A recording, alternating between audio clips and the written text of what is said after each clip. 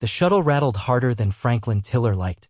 Even after 6 months of working on the interstellar exchange program, he hadn't fully acclimated to the way Zarnaxian tech seemed to hum with a frequency that made his teeth itch.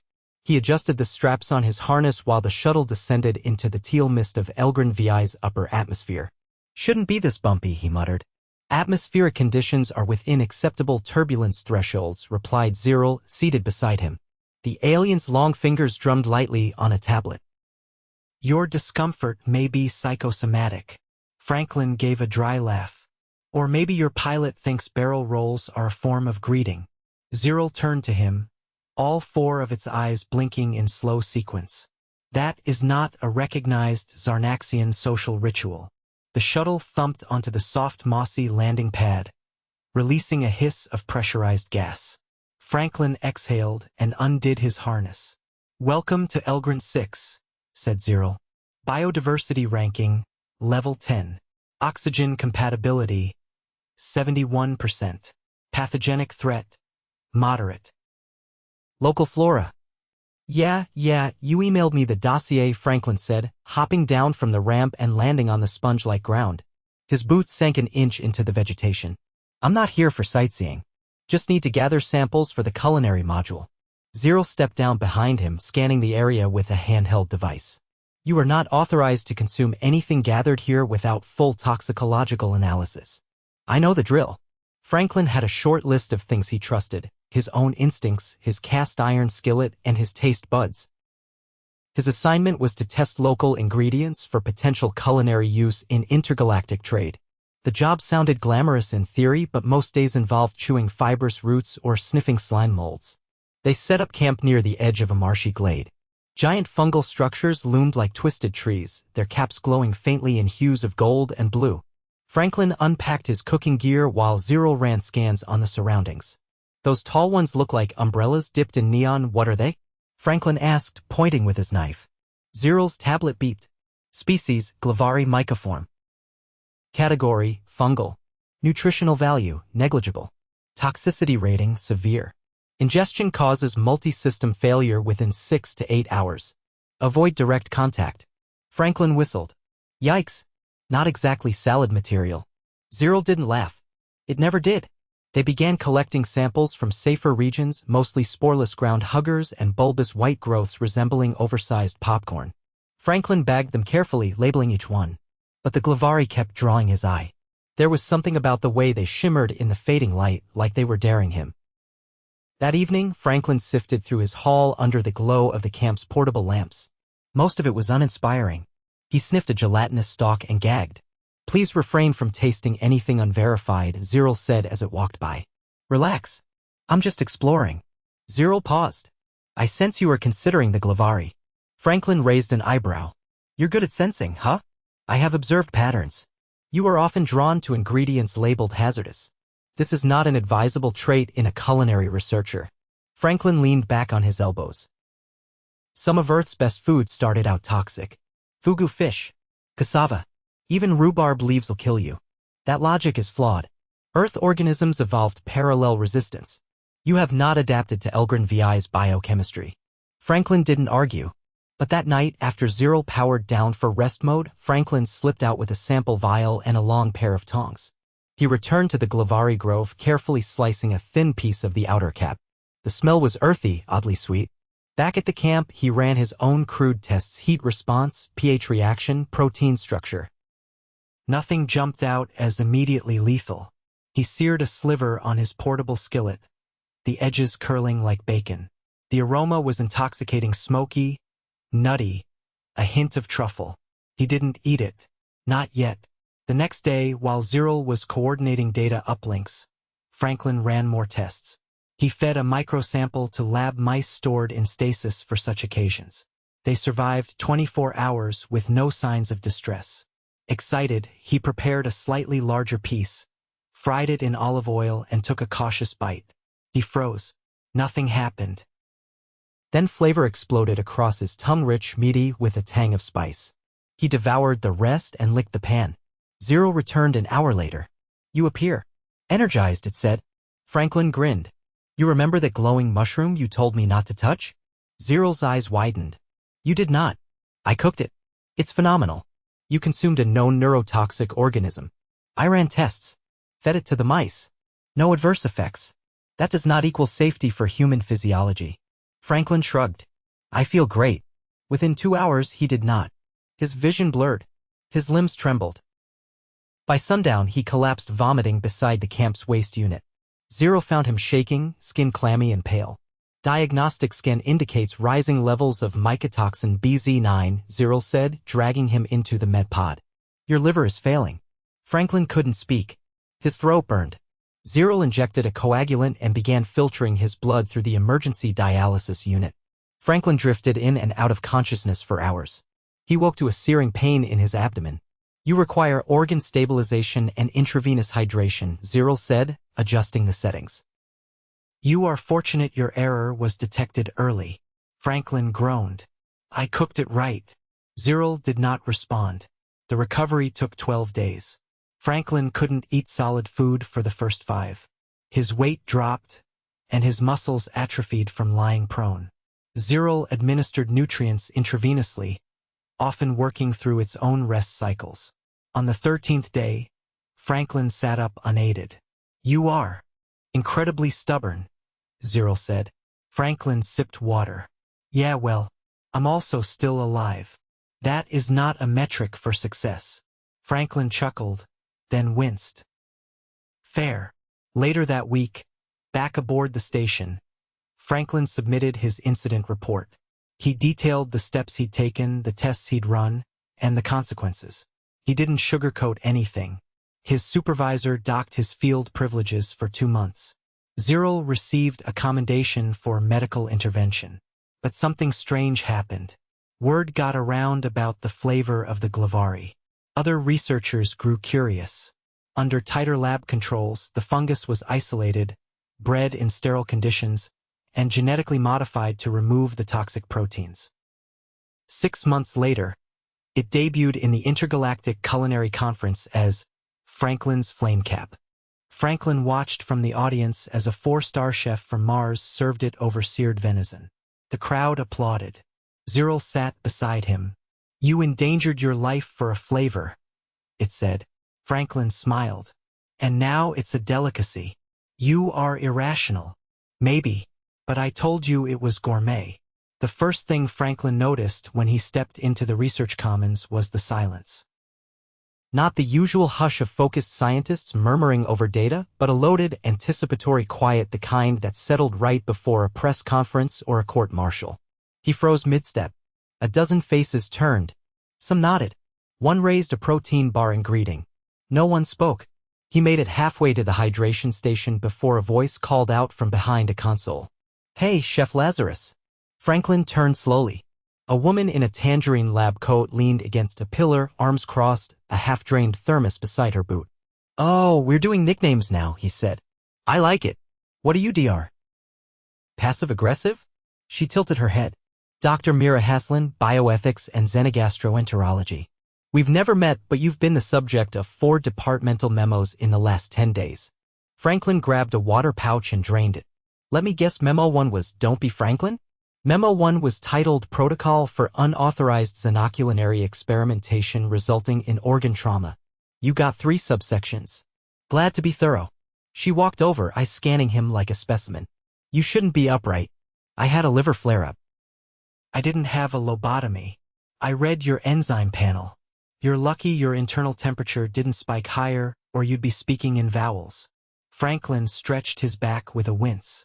Wouldn't be the weirdest thing I've done this month. Mira didn't smile. They're using your sample for controlled spore cloning. You know that, right? I heard. They're calling it Flamecap. They should have called it Dumb Luck Deluxe. Catchy, but less marketable. He started to walk past her toward the main corridor. She followed. You're not off the hook. There's a review next cycle. I'm aware. Zero's already filed their testimony. Not the concern. The concern is now every culinary intern thinks they'll stumble on the next galactic foie gras by licking alien moss. Franklin stopped. Is this an interrogation or a therapy session? Neither. It's a warning. I've had enough of those. Mira stepped closer. Next time, your body might not be the only one reacting. He didn't reply. She turned and walked away, muttering something in Zarnaxian syntax as she passed an interface panel. Later that day, Franklin found himself in the agricultural wing, surrounded by rows of suspended nutrient pods, each housing modified organisms under growth acceleration fields.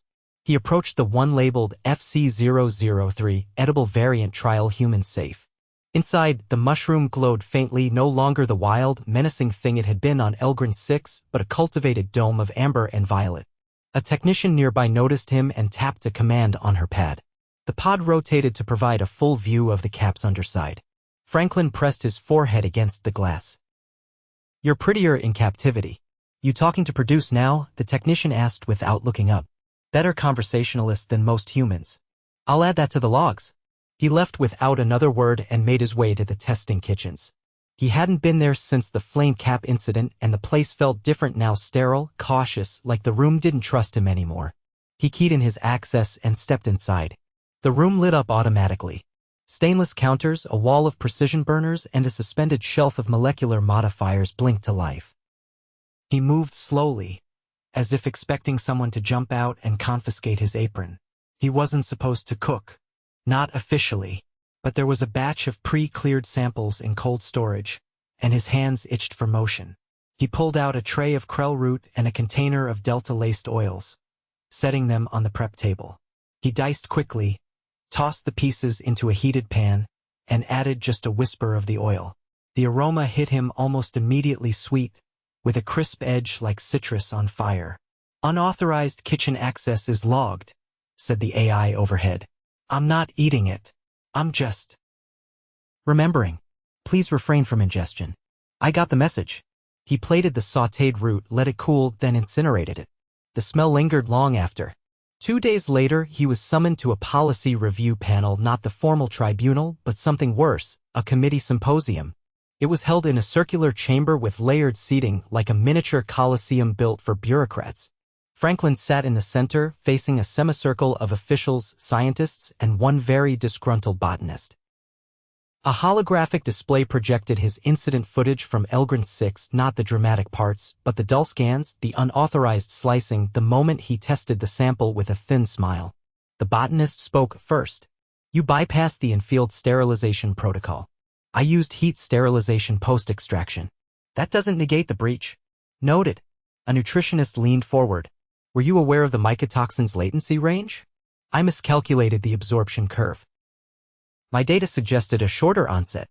Your data was incomplete. That's why it's called a miscalculation." A diplomat on the far end tapped her pad. "Do you believe your actions damaged the credibility of human researchers in multi-species culinary partnerships?" Franklin looked around. Or maybe it reinforced the idea that humans can survive things they shouldn't and turn them into dinner. There was a long pause. Finally, the head of the committee, a gray-haired man with a badge from the Interstellar Nutritional Safety Bureau, spoke without looking at him. "You'll be assigned to supervise duty on the Terran Aquari Hybrid Station. No field access. All samples must be pre-verified by an independent lab." Franklin nodded. "Noted. Consider this a transitional phase." He stood. "I've transitioned through worse." 3 weeks later, he boarded the transfer shuttle bound for TA Habitat 4. It was a massive floating station designed for aquatic agro-research, orbiting the ice moon of a gas giant. The station was famous for its hybrid kitchens, part saltwater, part hydroponic, and its notoriously strict head chef, an aquari named Thressel, who had once banned an intern for sneezing near a fermentation tank. Franklin arrived with a duffel, a thermal spatula, and no expectations. Thressel met him at the docking platform. The aquari's translucent skin shimmered under the station's artificial lighting, and its gill fans flared in rapid pulses as it spoke. "You are the one who consumed the forbidden fungus. I prefer the term pioneered. You will not prepare anything here without double clearance. Fair. You will not ingest anything unless it has passed aquatic compatibility trials. Understood. You will not improvise." Franklin hesitated. "Define improvise." Thressel stared. "Right," Franklin said. "No improv." Within 48 hours, he was immersed in a routine of sterile prep work, algae calibration, and aquatic flavor balancing. Most of the ingredients were unfamiliar thick kelp with electric pulses, protein gels derived from plankton colonies, and a curious floating fruit that emitted pheromones when sliced. Franklin followed every rule, measured every gram, logged every step. He didn't touch anything without a gloves-on, camera-on protocol. But one night, while preparing a batch of aquari starch orbs for a visiting delegation, he noticed a discrepancy in the texture. The orbs were supposed to hold their shape under heat. Instead, they were collapsing. He ran a check. The stabilizer compound had been swapped with a similar-looking substrate from a different shelf. The container was mislabeled. A mistake anyone could make. "Thressel won't believe this," he muttered, examining the batch. A junior cook passed behind him. "What won't Thressel believe? That I didn't do this on purpose." He logged the error, corrected the batch, and filed a report.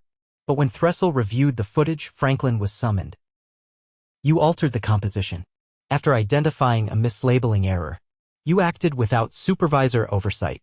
I prevented a catastrophic texture failure during a diplomatic meal. You deviated." Franklin crossed his arms. "I adapted." There was a flicker in Thressel's expression. Not approval, but maybe recognition. "You are difficult to classify. Welcome to humanity." Thressel's kitchen ran on a schedule that bordered on religious devotion. Filtration tanks cycled nutrients every 4 hours, protein emulsions were weighed to the milligram, and even steam was temperature-coded for humidity balance. Franklin had followed the routine for 22 days without deviation. He scrubbed, measured, recorded, and kept his mouth shut. Mostly. But on the 23rd morning, a shipment of silkfish glands arrived from the deep-core aquaculture vaults.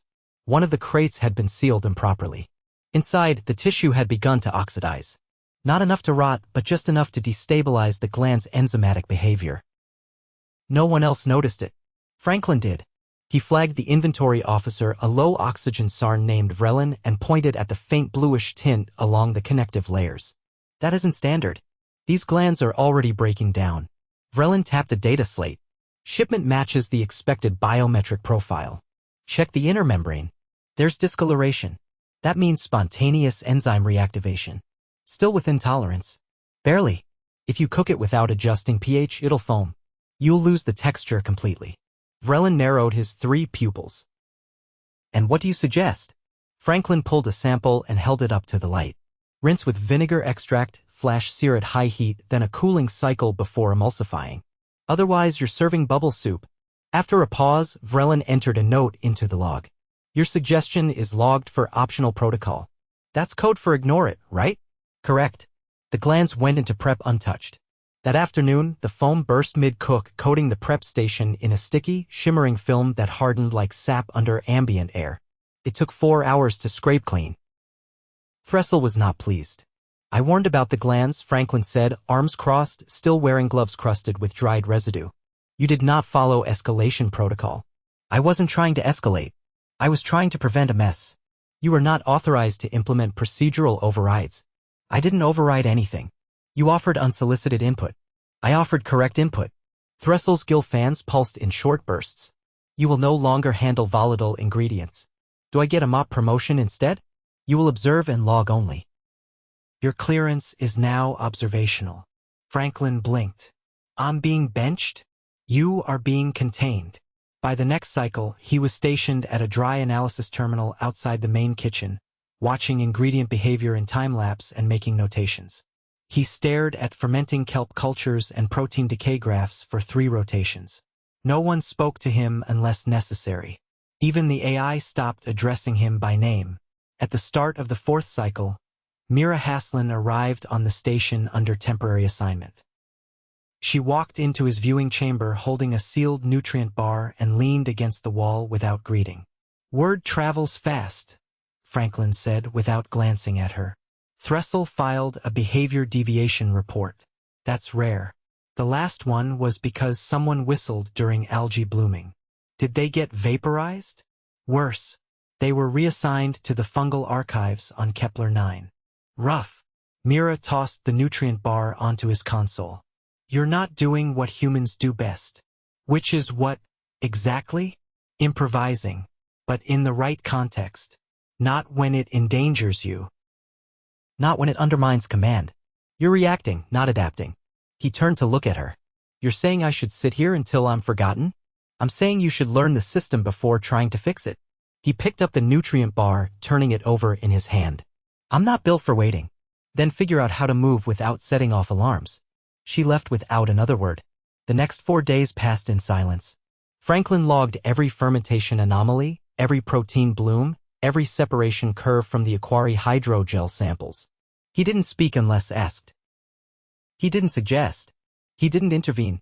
On the 5th day, the station's oxygen recalibration system triggered a culinary anomaly. Slight shifts in atmospheric density affected the buoyancy of the gelatinous dishes.